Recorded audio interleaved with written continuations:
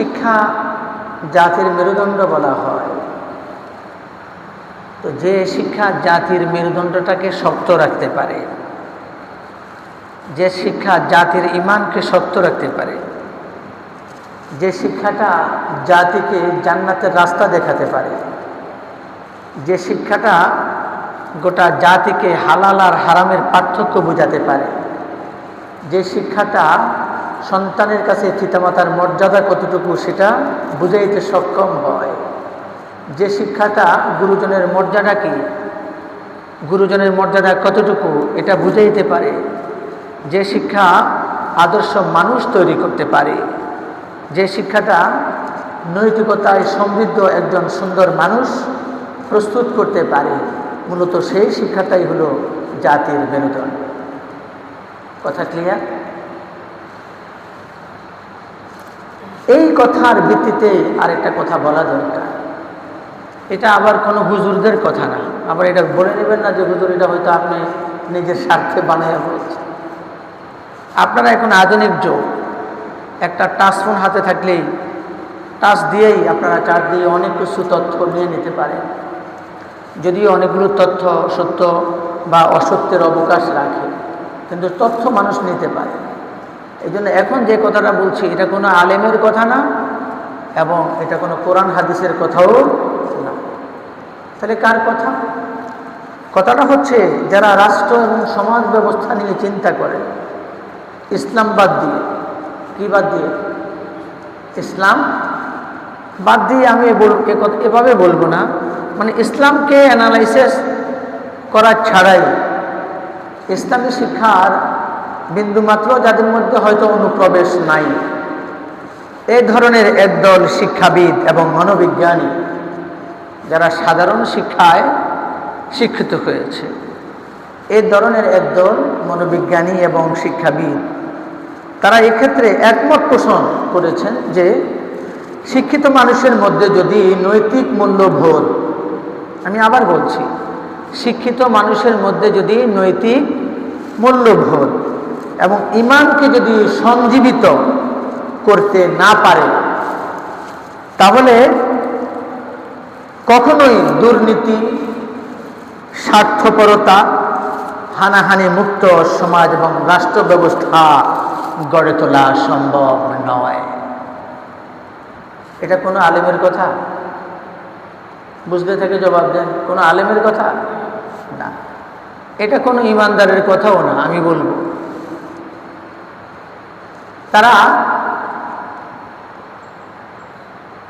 যারা ধর্ম শিক্ষাটাকে রাষ্ট্র শিক্ষার থেকে আলাদা করে রেখেছে,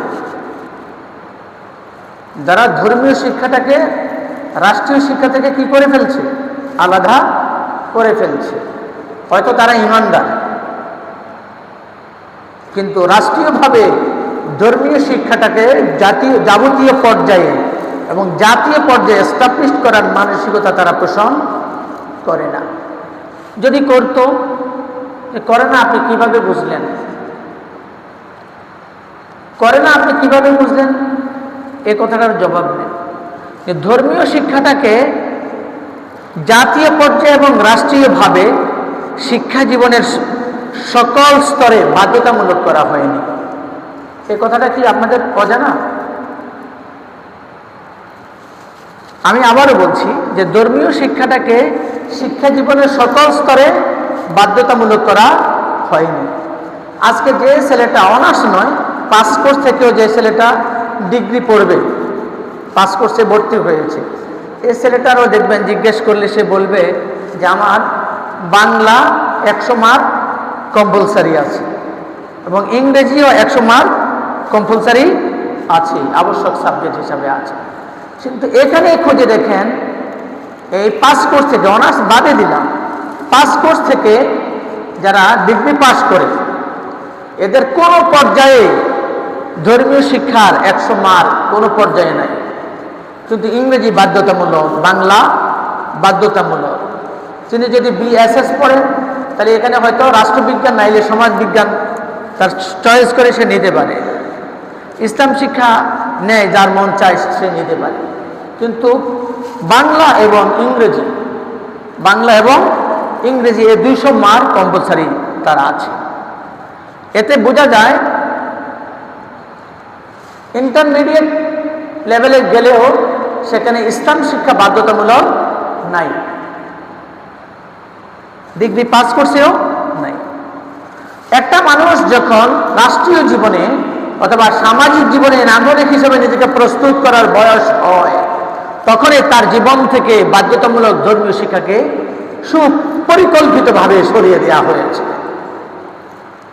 তাহলে আসেন, এই যে শিক্ষাবিদ এবং মনোবিজ্ঞানীগণ যে বলছে, যারা মানুষের মন নিয়ে বিশ্লেষণ করে যে নৈতিকতার এত পদস্খলন কেন, আপনারা হয়তো দেখেছেন বিগত 1 সপ্তাহের মধ্যে অনলাইনে ফেনীর দাগনভূঞা কি পরশুরাম এলাকায় এবং ময়মনসিংহের মদন উপজেলায়, সেখানে এই 2টা ঘটনা গোটা পৃথিবীকে তোলপাড় করে দিয়েছে। আপনারা হয়তো দেখেছেন।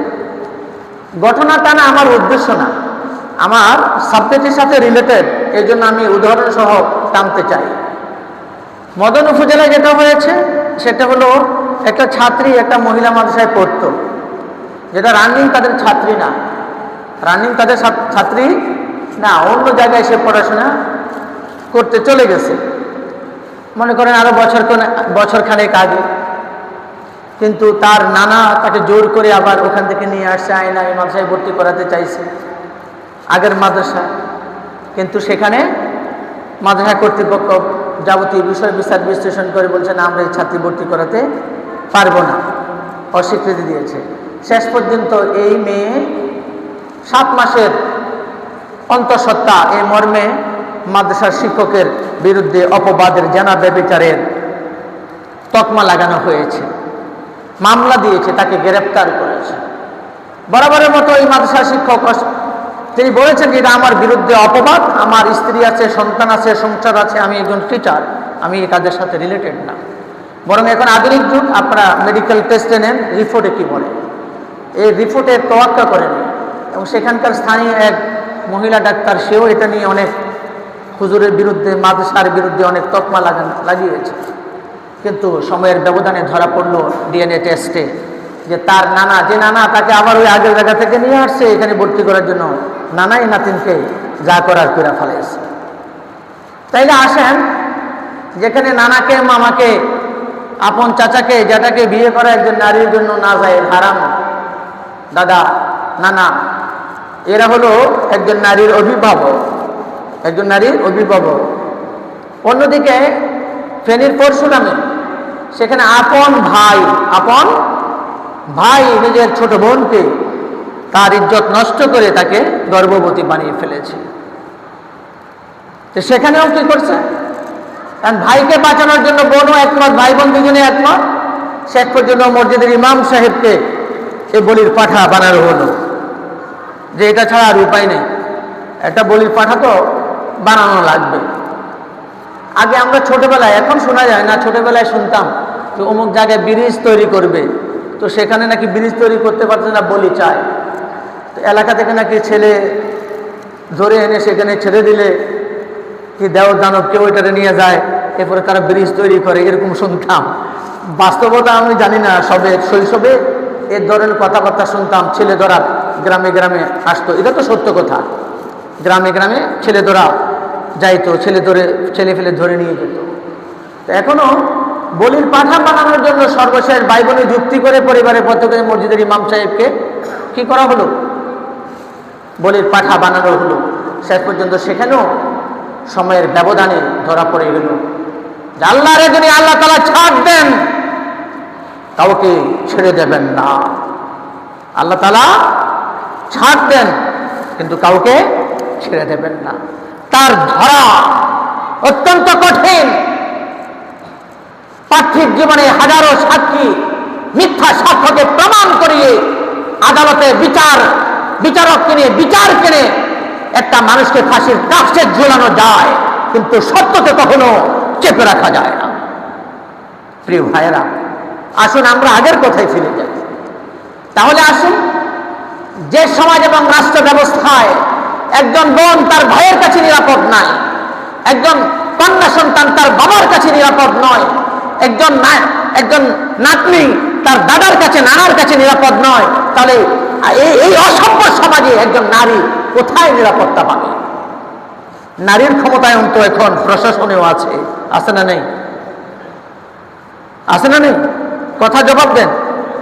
আসেন, এক সময় এদেশের মুরব্বীরা বলতো মেয়েদেরকে পড়াশোনা বেশি করানো ভালো না, এরা বেয়াদব হয়ে যাবে, অসভ্য হয়ে যাবে, বলতো না? যারা এই সমস্ত মুরব্বীরা এই সমস্ত কথাবার্তাগুলো বলতো, এদেরও পড়াশোনা তেমন ছিল না, কিন্তু কালের ব্যবধানে খুঁজে দেখেন মুরব্বীদের ওই কথাগুলোই আসলে সত্য। এ কথা বলে নারীদেরকে শিক্ষা থেকে দূরে রাখার জন্য আমি বলছি না, কিন্তু সময়ের ব্যবধানে নারীরা শিক্ষিত হয়েছে, নারীর ক্ষমতায়ন হয়েছে, হয়নি? অফিসে, আদালতে, ব্যাংকে, প্রশাসনে, বিচারালয়ে, সকল জায়গায় যান আমাদের মা বোনরা আলহামদুলিল্লাহ মেধার স্বাক্ষর, যোগ্যতার স্বাক্ষর রেখেছে। তাদের সে যোগ্যতা প্রশাসনিক পদে বিভিন্ন জায়গায় তাদের পদায়ন হয়েছে। এটা ভালো দিক, খারাপ দিকের কিছু না। যে সমাজ এবং রাষ্ট্র ব্যবস্থায় নারীর ক্ষমতায়ন হয়েছে, সে সমাজে নারীর ক্ষমতায়ন হওয়া সত্ত্বেও নারীর নিরাপত্তা নাই কেন? প্রশ্ন তো সেখানে। নারীরা কি নারীদের মর্যাদা বোঝে না? কথা বুঝতে থাকলে জবাব দেন।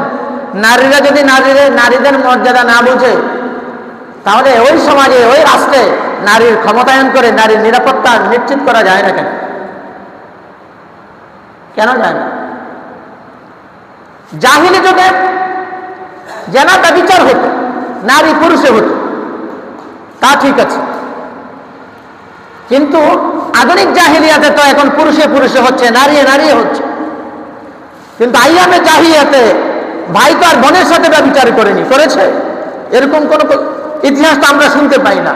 কিন্তু এই বর্তমানে 2026 সালে যেটা ময়মনসিংহ এবং ফেনীতে যেটা প্রকাশ পেয়েছে, সেটা তো আইয়ামে জাহিলিয়াতকেও হার মানিয়েছে। সভ্যতা কোথায়? সভ্যতা কোথায়?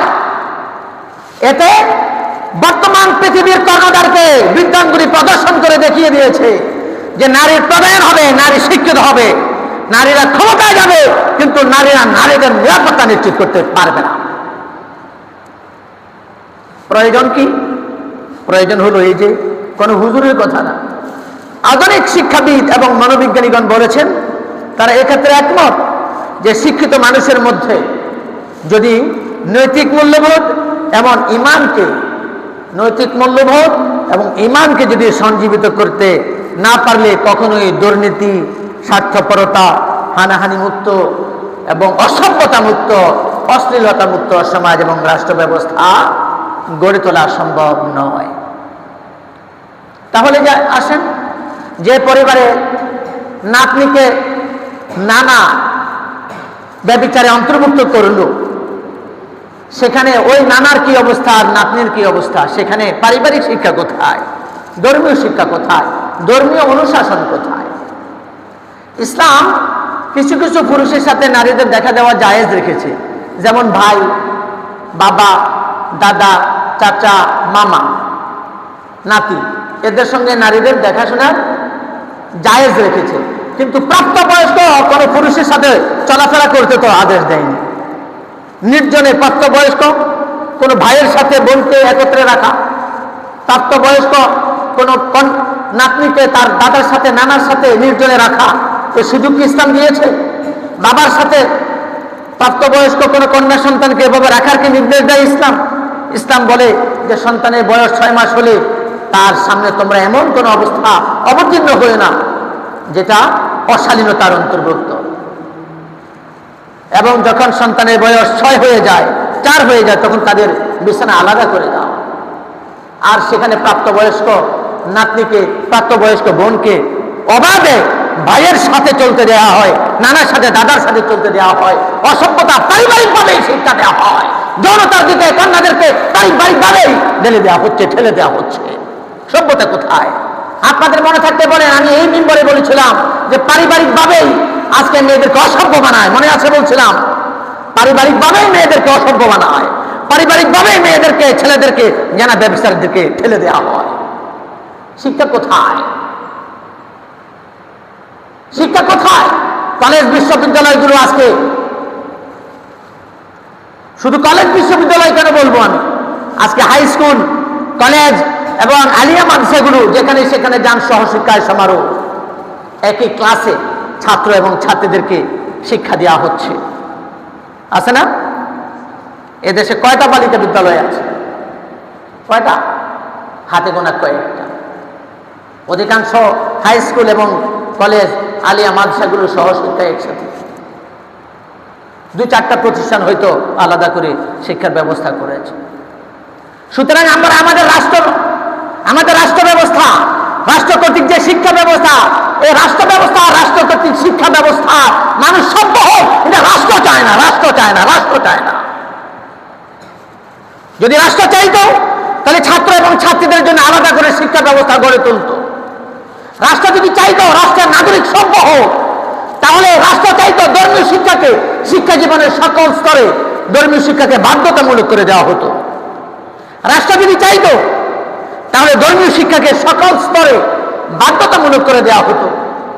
রাষ্ট্র যদি চাইতো তাহলেই যে দেশে সুনাগরিক প্রয়োজন, ভদ্র নাগরিক প্রয়োজন, আল্লাহকে ভয় করে এমন নাগরিক প্রয়োজন, দুর্নীতি করে না এমন নাগরিক প্রয়োজন, তাহলে যে শিক্ষা ব্যবস্থায়, যে ধর্মীয় শিক্ষা ব্যবস্থায়, যে অনুশাসনের মধ্য দিয়ে এই ধরনের নাগরিক তৈরি হতো, রাষ্ট্র সে পদক্ষেপ নিত না। রাষ্ট্র প্রয়োজন বোধ করে যে প্রতিরক্ষা খাতে বহির্বিশ্বের পরাশক্তি থেকে রাষ্ট্রকে রক্ষা করতে হলে সেনাবাহিনী প্রয়োজন, বিডিআরের প্রয়োজন, পুলিশ বাহিনীর প্রয়োজন। এ কারণে প্রতি বছরই কি সেনাবাহিনীতে লোক নেয়, বিমান বাহিনীতে লোক নেয়, নৌবাহিনীতে লোক নেয়, নেয় না? এবং সেখানে তাদেরকে আলাদা প্রশিক্ষণের মধ্য দিয়ে তাদেরকে প্রস্তুত করা হয়, যাহাতে বহিরাগত শত্রু থেকে দেশকে তারা কি করতে পারে? রক্ষা করতে পারে। এই রাষ্ট্র যদি চাইতো যে দুর্নীতিমুক্ত বাংলাদেশ গড়তে সুনাগরিকের প্রয়োজন, ধর্মীয় অনুশাসনের প্রয়োজন, তাহলে এই রাষ্ট্র শিক্ষা জীবনের প্রতিটি স্তরে ধর্মীয় শিক্ষাকে বাধ্যতামূলক করে দিত। রাষ্ট্র চায় না, রাষ্ট্র চায় না। যদি রাষ্ট্র চাইতো তাহলে সহশিক্ষার ব্যবস্থা রাখতো না। রাষ্ট্র যদি সুনাগরিক ব্যবস্থা চাইতো তাহলে শিক্ষা জীবনের প্রতিটি স্তরে স্তরে ধর্মীয় অনুশাসন এবং ধর্মীয় শিক্ষা বাধ্যতামূলক করে দিত। প্রিয় ভাইয়েরা, খুঁজে দেখেন প্রতিটি উপজেলায় সরকারি হাই স্কুল আছে, সরকারি কলেজ আছে, আছে না নেই? কথা বলেন না কেন? আছে। কিন্তু কয়টা সরকারি মাদ্রাসা আছে? গোটা সোনাইমুড়ি উপজেলা খুঁজেন, একটা সরকারি মাদ্রাসাও নেই। সোনাইমুড়ি আলিয়া আছে না, এটা সরকারি অনুদান প্রাপ্ত, সরকারি না। কিন্তু সোনাইমুড়ি কলেজ কি সরকারি না? কথা বলেন, এটা এক্সাম্পল কথা বললাম। সারা বাংলাদেশে 3টা আলিয়া মাদ্রাসা শুধু সরকারি। কয়টা? 3টা আলিয়া মাদ্রাসা। অথচ এ দেশে মানুষ নিজেদেরকে বলে আমরা মুসলিম অধ্যুষিত ধর্মপ্রাণ।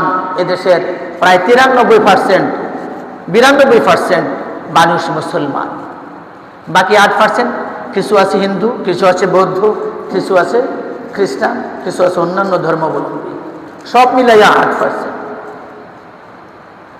আর সেখানে যেখানে শতকরা 92% মুসলমান, আর এ দেশে এই শিক্ষা ব্যবস্থায় এত বৈষম্য। এবং শুধু তা নয়, বাংলাদেশের বর্তমান শিক্ষা ব্যবস্থার 93% শিক্ষক, 93% শিক্ষক এমপিওভুক্ত। আর বাকি কত পার্সেন্ট? 7% শিক্ষক হলো সরকারি সুবিধাভোগী। সরকারের সুবিধাভোগী কত পার্সেন্ট শিক্ষক? 7%। আর 93% হলো এমপিওভুক্ত। তাইলে যে দেশের শিক্ষা ব্যবস্থায় শিক্ষকদেরকে সাগরে ভাসিয়ে দেওয়া হয়, এদেশে আবার সুনাগরিক তৈরির স্বপ্ন আপনারা দেখেন। শিক্ষকদেরকে বঞ্চিত করা হয়। সরকারের বিভিন্ন আমলা, সচিবালয় সহ বিভিন্ন স্তরের আমলারা সুবিধাভোগী, তারা ডিসিশন মেকার। আর ওই দেশেই 93% শিক্ষক এমপিওভুক্ত, যা সরকারের এ সামান্য অনুদান পায়। তারা খবর নেন, যারা এমপিওভুক্ত একজন লেকচারার, সে 22,000 টাকা বেতনে চাকরিতে জয়েন করে, আর সেখানে সরকারি একজন লেকচারার সব কিছু মিলিয়ে প্রায় 60,000 টাকারও বেশি স্টার্টিংয়ে পায়। বৈষম্য কোথায় খেয়াল করেছেন? সুতরাং এই দেশে সুনাগরিক তৈরি হবে না, এদেশে সভ্য নাগরিক তৈরি হবে না। এদেশে যারা ভালো মানুষ তারা নিজের ইচ্ছায় ভালো, এদেশে যারা ভালো মানুষ আছে তারা নিজের ইচ্ছায় তারা ভালো হচ্ছে, রাষ্ট্রীয় ব্যবস্থাপনায় নয়। প্রিয় ভাইরা, এই বিষয়ে বিস্তারিত কথা, তবে মনে রাখা দরকার, আগের আলোচনায় আসেন যে শিক্ষাবিদগণ বলেন আর মনোবিজ্ঞানীগণ বলেন যে মানুষের জীবনে যদি নৈতিক মূল্যবোধ আর ঈমানকে যদি সঞ্জীবিত করা না যায়, সমন্বয় করা না যায়, তাহলে এদেশে ভদ্র মানুষ তৈরি হবে না। দুর্নীতি, অরাজকতা, হানাহানি মুক্ত সমাজ ব্যবস্থা এবং রাষ্ট্র ব্যবস্থা গড়ে তোলা সম্ভব নয়। আসুন আপনাদেরকে আরেকটা শিক্ষা ব্যবস্থা দেখেন। যে ছেলেটা 10ম শ্রেণীতে পড়ে এসএসসি পরীক্ষা দেবে, সেও মনে করেন 1400 নম্বরের পরীক্ষা দিবে। কত নাম্বার? 1400 নম্বরের ফাইনাল পরীক্ষা দিবে। আর পক্ষান্তরে আলিয়া মাদ্রাসায় ওই ছেলেটাও 1400 নম্বরের পরীক্ষা দিবে। এটা মাদ্রাসা, এটা স্কুল। ডিফারেন্স কি জানেন? 500 নাম্বার। কত নাম্বার? 500 নাম্বার। কেমন? কোরআন, হাদিস, ফিকহ, ইসলামী আইনশাস্ত্র আর আরবি সাহিত্য ফার্স্ট পার্ট, আর আরবি সেকেন্ড পার্ট, আরবি গ্রামার, এই 500 নাম্বার হলো মাদ্রাসা। আর বাকি 900 নম্বর স্কুলে যা আছে, আলিয়া মাদ্রাসায়ও কি তা আছে। তো ব্যাপারটা একটু উল্টো হয়ে গেল। এটা যদি মাদ্রাসা হয় তাইলে না এখানে বাংলা, অঙ্ক, ইংরেজি, সমাজ বিজ্ঞান, বাংলা, অঙ্ক, ইংরেজি, সমাজ বিজ্ঞান, এই মৌলিক 5টা সাবজেক্ট থাকতো 5টা নাম্বার, 500 নাম্বার, আর বাকি 900 নাম্বার থাকতো মাদ্রাসা। কি বলেন? হ্যাঁ, মৌলিকভাবে যদি এসএসসির মান দাখিলকে দিতে হয়, তাই মৌলিকভাবে math, English, science, social science এবং বেঙ্গলি, এই 500 নাম্বার থাকতো মৌলিকভাবে মাদ্রাসায়। আর বাকি 900 নাম্বার থাকতো কোরআন, হাদিস, বালাগাত, সাহিত্য, ফিকহ, অন্যান্য 900 নাম্বার থাকতো। তাহলে অধিকাংশ সাবজেক্ট হতো কি মাদ্রাসার সাবজেক্ট। তাহলে এটা ধর্মীয় শিক্ষা প্রতিষ্ঠান হিসেবে সহজেই কি হতো? বিবেচিত হতো। হয়ে গেল উল্টা, দিল মাত্র 500 নাম্বার, আর বাকি 900 নাম্বারই কি জেনারেল সাবজেক্ট। কথা বুঝতে পেরেছেন? এই জন্য একটা মানুষকে মডার্ন আর আধুনিকীকরণের জন্য তার পায়জামা খুলে তাকে হাফ প্যান্ট পরাই দিচ্ছে। কয় না এটা একটু ইউরোপিয়ান স্টাইল। কি ব্যাপার? তার লুঙ্গি খুলছেন, পায়জামা পরাইলেন। কয় না সমস্যা নেই, পায়জামা হয়েছে, লুঙ্গি থেকে পায়জামা আরো নিরাপদ। ভালো কথা, মেনে নিলাম। কিন্তু পায়জামাকে কাটতে কাটতে এটারে বানিয়ে ফেলেছে কি হাফ প্যান্ট। হাফ প্যান্ট হলেও তো মোটামুটি 3/4 হইলেও তো 17 ডাকে, কিন্তু কোনো কোয়ার্টার নাই, এখন জাইঙ্গা বানায় ফেলাইছে। শুধু যৌনাঙ্গের অংশটুকু হয়তো কোনো রকম ডেকে রাখা হয়েছে। ঠিক আলিয়া মাদ্রাসার সিলেবাসে 500 নাম্বার দিয়ে বাকি 900 নম্বরে কি হাই স্কুল আর মাদ্রাসার মধ্যে কোনো ডিফারেন্স নাই। এই জন্য ধর্মীয় লোকও তৈরি হয় না। আর আমি যদি আল্লাহর কসম করিও বলি যে হাই স্কুলে এবং কলেজে যে ইসলাম শিক্ষা একটা বই পড়ানো হয়, এই বই পড়ে ইসলাম শেখা কিছুতেই সম্ভব নয়। আল্লাহর কসম, ইসলাম সম্পর্কে আইডিয়া অর্জন করা, শুদ্ধভাবে কোরআন শিক্ষা করা আল্লাহর কসম সম্ভব নয়। সুতরাং আপনি হয়তো দেখছেন ইসলাম শিক্ষা বই একটা দেখছে আপনার ছেলের হাতে, আপনি ভাবতেছেন আপনার ছেলে তো মুসলমান হয়ে গেছে। আপনার এই সেন্টিমেন্টের কারণে আল্লাহ না করুক, আল্লাহ মাফ করুক, আপনি জাহান্নামে যেতে পারেন। তার কারণ একটাই, ওই পায়জামা আগে শুরু করে হাফ প্যান্ট বানায় ফেলাইছি, এমন একটা পোশাক পরছি, এখন কি তার ফরজ আর ঢাকে না, ফরজ তরফ হয়ে গেছে। এজন্য যদি সমৃদ্ধ নাগরিক চান, উন্নত নাগরিক চান, আমাদের স্কুল, কলেজ, বিশ্ববিদ্যালয়গুলো যথা যেভাবে আছে এভাবে থাকুক। আমরা সরকারকে আহ্বান জানাবো, কোরআন এবং হাদিস এই 200 মার্ক কম্পালসারি প্রতিটি ক্লাসে শিক্ষা জীবনের সকল স্তরে বাধ্যতামূলক করে দেন। এবং শুদ্ধভাবে তাজবিদ সহ কোরআন শিক্ষা করার জন্য সঠিক উচ্চারণে কোরআন করতে পারে, এটা 100 নাম্বার বাধ্যতামূলক করে দেন। তাহলে ডাক্তার, ইঞ্জিনিয়ার, কবিরাজ কলেজ বিশ্ববিদ্যালয় থেকে যেটাই পাশ করে বের হোক, দেখবেন তার কোরআন সহি। কোরআন সহি। যার কোরআন সহি নাই, আল্লাহর কসম তার নামাজ হয় না। যার নামাজ হয় না সে কোন ধরনের ইমানদার আপনারা মেপে বের করেন। এই বিষয়ে বিস্তারিত কথা আগামী জুমায় বলবো ইনশাআল্লাহ। আল্লাহ তাআলা আমাদেরকে তৌফিক দান করুন, আমিন।